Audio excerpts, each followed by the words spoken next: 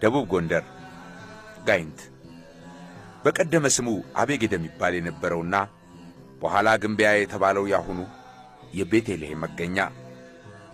የቦታው ታሪካዊቷ ስፍራ በአብርሃ ወአጽብሃ መመስረቷን ይናገራል።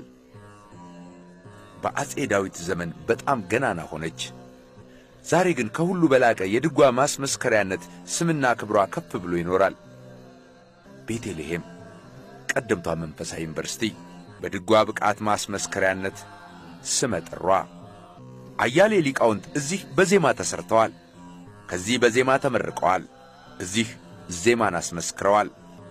ከፍ ካለ ስፍራ አርፋለች። ከፍ ብሎ የኖረ የትምህርት ታሪክ አላት። ሊቃውንቱ እዚህ ተሰርተዋል። አንድ ወቅት ጦርነት ሆነ። ታሪካዊውን ድጓ ለማዳን ዋሻ ውስጥ ደበቁት።